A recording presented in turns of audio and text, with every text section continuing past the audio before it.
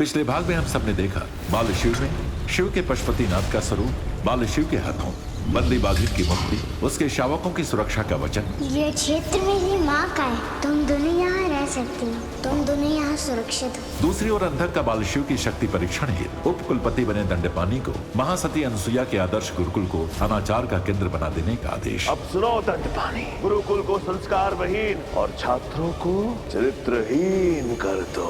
अब आगे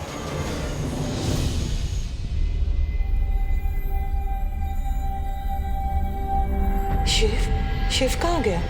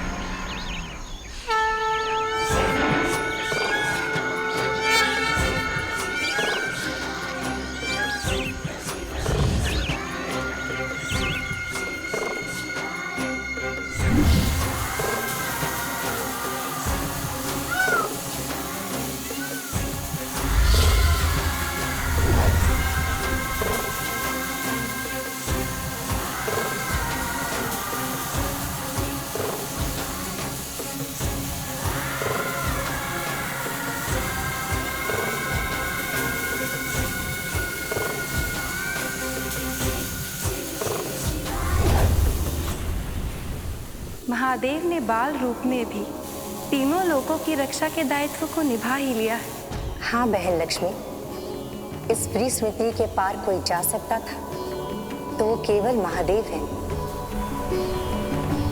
यदि महादेव को सब कुछ स्मरण है तो इनके इस बाल रूप का क्या अभिप्राय है? बहन, महादेव की शक्तियां भी उन्हीं की तरह स्वयंभू है।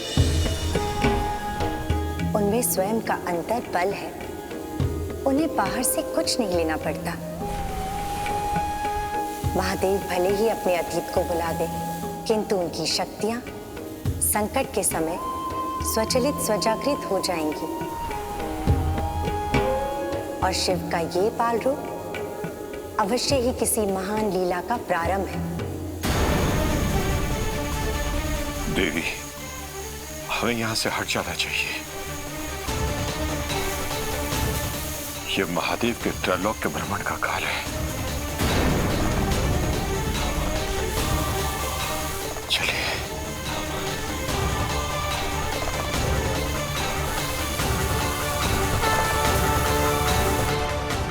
इस घटना का तात्पर्य मैं समझ नहीं पा रही हूँ ऋषिवर। शिव का तीसरा नेत्र क्रोध का प्रतीक है, संहार का प्रतीक है। शिव का संहार नहीं है देवी, वो तो पुनर्स्थापना का वो बीज है जिससे नवीन रचना का जन्म होता है।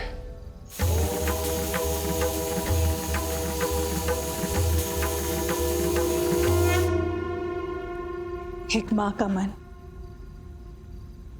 इस अबूझ घटना को पूर्णता से समझ नहीं पा रहा है ऋषिवर। वो इसलिए देवी क्योंकि आपका हृदय केवल वात्सल्य भाव से ही अपने बाल शिव को देख रहा है। इसे ऐसा समझिए कि आपके सोए हुए बाल शिव के अंतर्निहित ही देवाधिदेव महादेव की समस्त शक्तियां पूर्ण रूप से जागृत है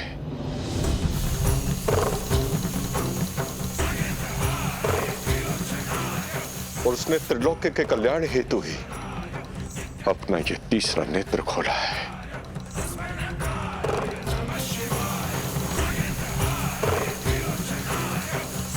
ये उनकी लीला ही है देवी, जिन्होंने बाल शिव के रूप में समस्त लोगों की रक्षा की है। परंतु वो मेरा पुत्र है ऋषिवर। शिव को पा लेना और शिव से निभा लेना, ये दोनों सामान्य नहीं है देवी। वो जो सब में समाया है और वो जो सबसे विरक्त भी है, वो जो है भी, जिसे आप और मैं साकार रूप में अपने पुत्र बाल शिव के रूप में देखते हैं, और वो जो नहीं है, कहीं नहीं, जिसे ज्ञानी जन बस निराकार कहते हैं।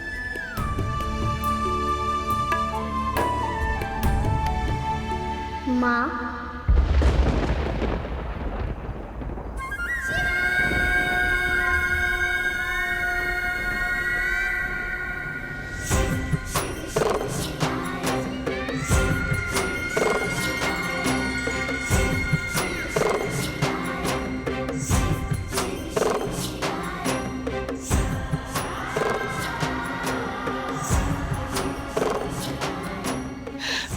वहाँ बाहर जो कुछ भी हुआ, वहाँ क्या हुआ था माँ?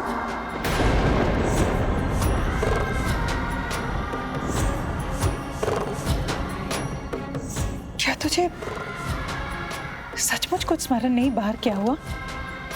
माँ, जो आपने कल सिखाया था वो मुझे स्मरण है।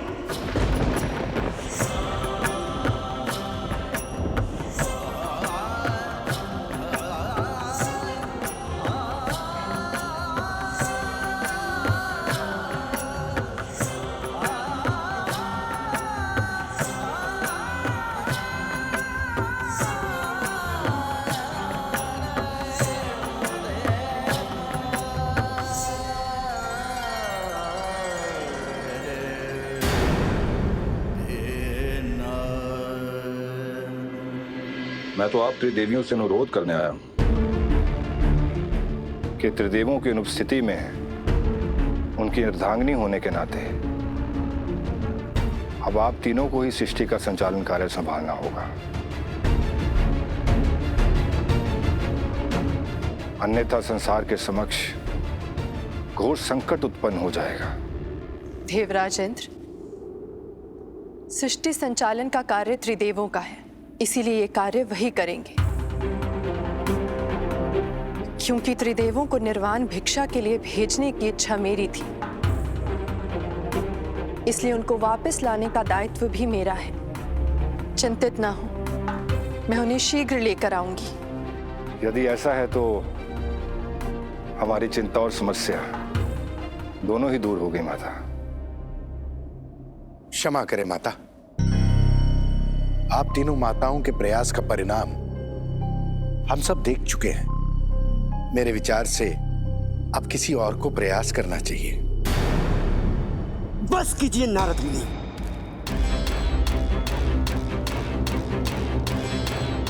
अपने विचार अपने पास ही रखें। आपके विचार विचार नहीं, विनाश के विस्फोटक हैं। जब से हमारे कैलाश पर आए, कैलाश का मूल स्वभाव ही नष्ट हो गया है। मुझे तो संदेह होता है ये सब खेल आपका ही रचा हुआ है।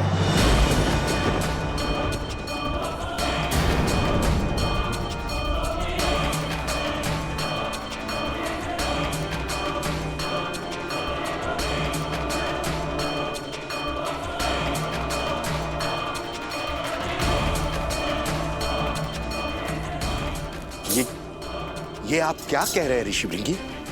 आज आपको क्या हो गया है? संदेह का बीज मेरे हृदय में पनप गया है। त्रिदेव की सौगंध खा के कहिए कि ये सब खेल आपका रचा हुआ नहीं है।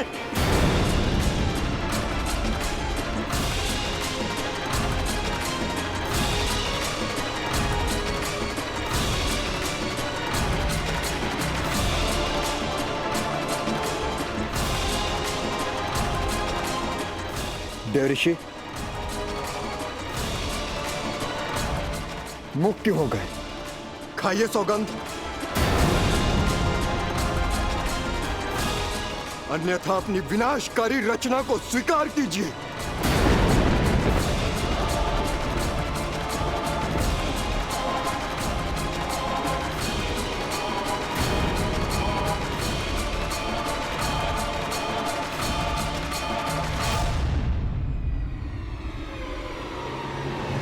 मैं स्वीकार करता हूं। मैंने ही ऋषि भृंगी को महादेव और माता पार्वती के अर्धनारेश्वर रूप में बाधा डालने के लिए उकसाया।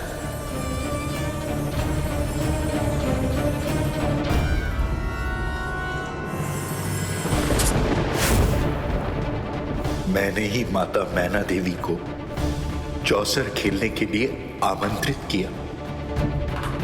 मैंने ही रावण को दक्षिणा में भवन मांगने के लिए भड़काया और मैंने ही आप त्रिदेवियों में माता अनुसुईया के प्रति ईर्ष्या उत्पन्न की।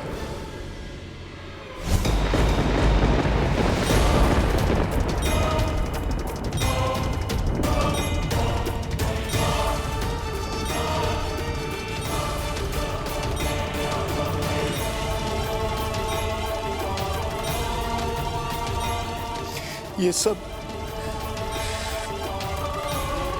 मेरा ही किया धरा है।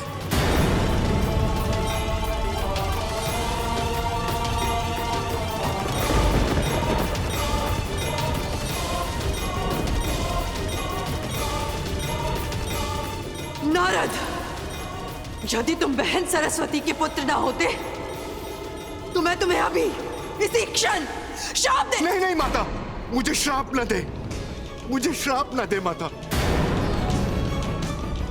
मुझे क्षमा कर दे।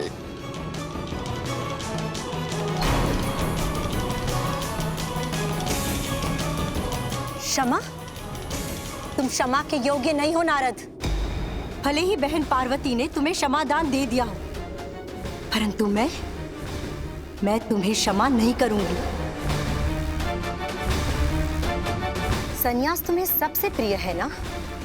तो मैं तुम्हारे वही सबसे प्रिय धर्म संन्यास त्याग कर गृहस्थ धर्म अपनाने का आदेश देती हूँ। नहीं नहीं माता, मैं ये कदापि नहीं अपना सकता। मैं मृत्यु का वर्ण कर लूंगा, किंतु गृहस्थ आश्रम को कदापि अपना नहीं सकता। तो तू मृत्यु का वर्ण कर। मैं तुम्हारी माता सरस्वती तुम्हें यह श्राप देती हूँ कि तुम पृथ्वी लोक पर मूढ़ बालक बनकर जन्म लो।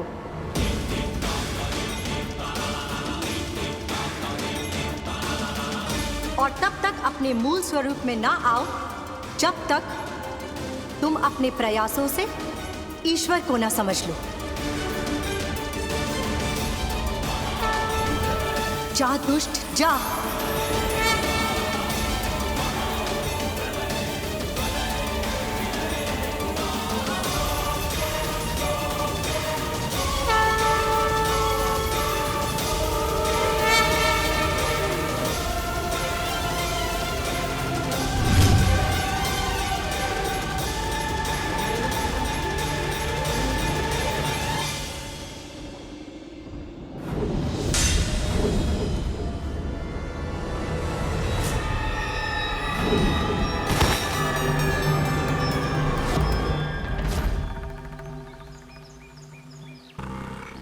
कौन है? मित्र, उठो मित्र, उठो।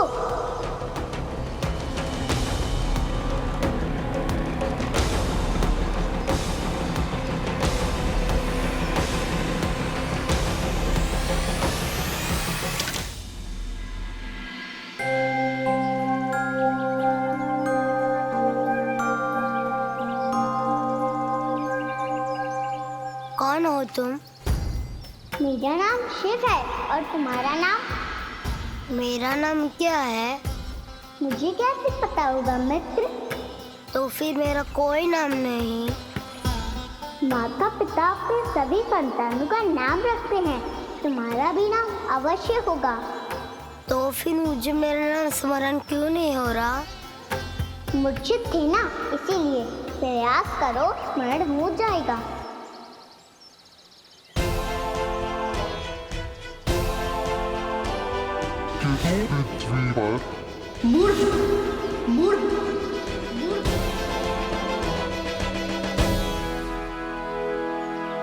केवल एक शब्द मेरे मन में गूंज रहा है।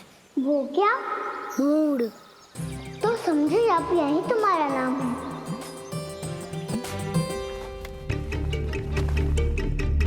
माता, शीघ्र बाहर चलिए। माता, बाहर कोई संकट में है और शिव भी बाहर है। चलिए आइए।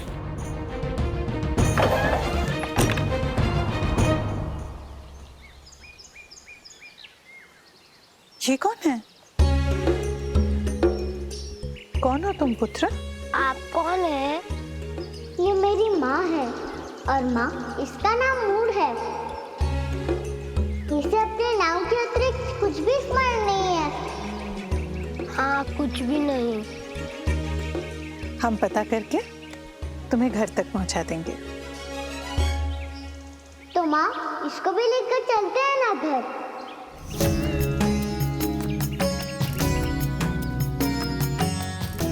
चलो मूड। शिव, कहाँ लेकर जा रहे हैं इसे? जिसका कोई नहीं होता, उसकी माँ होती है ना माँ? चलो।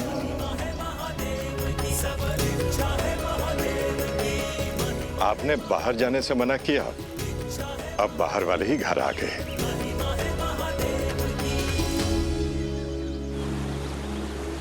प्रिय छात्रों, एक महत्वपूर्ण सूचना। इस नई शिक्षा नीति के अनुसार अब न केवल दोनों वर्गों की कक्षाएं अलग होंगी, बल्कि छात्रवृत्ति पर आए छात्रों के भोजन में भी कटौती होगी।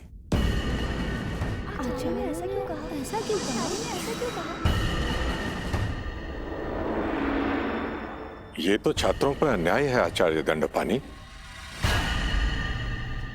ऋषिवर, मैं तो मात्र एक उप कुलपति हूं और मेरा कार्य तो कुलपति देवी इंद्राणी और देवराज इंद्र के आदेश का पालन करना है। भारी अनर्थ कर रहे हैं वो लोग। परंतु उनका तो मानना है कि ऐसा करना छात्रों के लिए हितकर है। उनका मत कुछ भी हो, दो वर्गों में विभक्त करना कदापि स्वागतीय नहीं है आचार्य दंडपानी, न इस गुरुकुल के लिए और न इस गुरुकुल में पढ़ रहे विद्यार्थियों के लिए। मैं आपके इस विचार को आदरणीय कुलपति महोदया के सामने अवश्य प्रस्तुत करूंगा। अब मुझे अनुमति दीजिए, और भी बहुत सारे कार्य करने शेष हैं।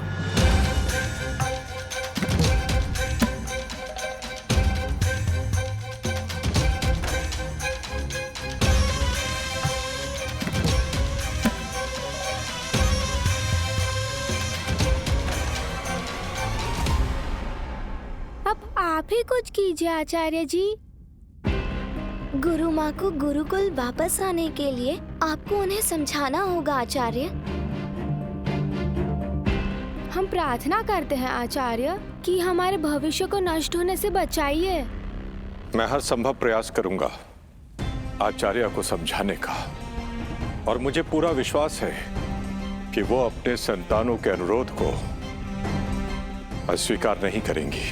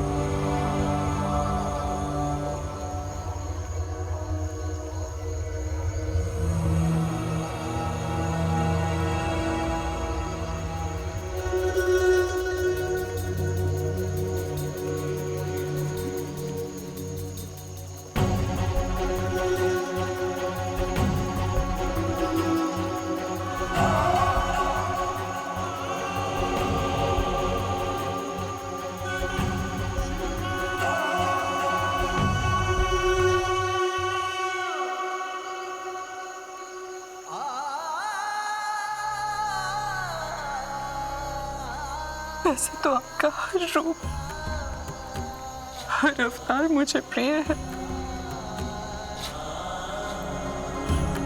पर आपका ये सौम्य बाल रूप,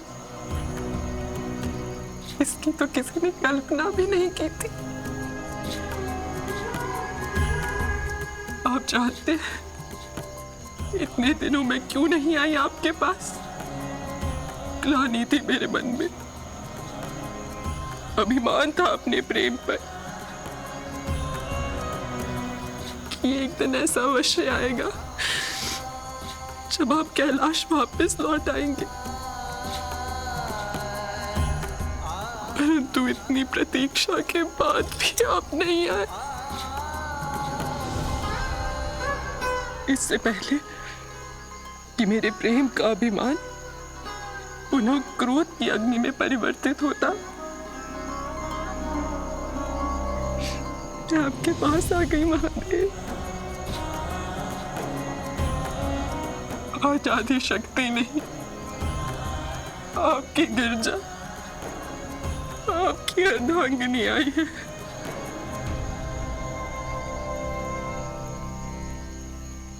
शिव,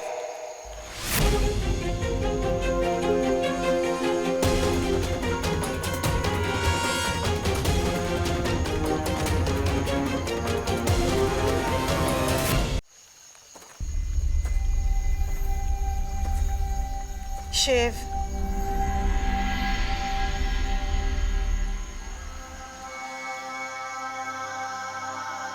हाँ माँ।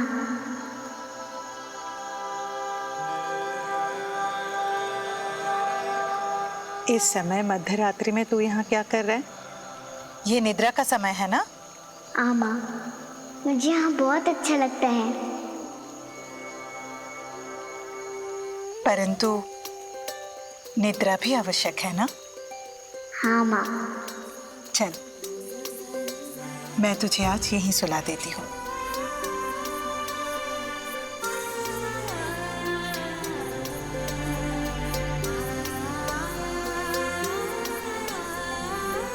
शिव। हाँ माँ। तू मुझे छोड़ के तो नहीं जाएगा ना? नहीं माँ, मैं आपके साथ ही रहूंगा और कभी कहीं नहीं जाऊंगा।